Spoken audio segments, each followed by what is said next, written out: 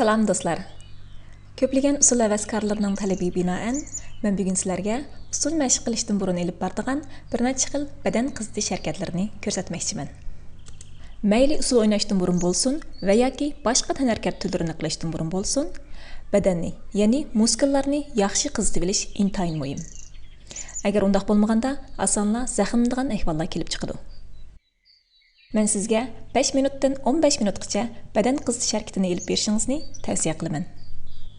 Mən bugün göstərməkçi bolğan hərəkətlərni öz ehtiyacınızga qarab, qitim sonini köpəytib qilsangiz bo'ldi.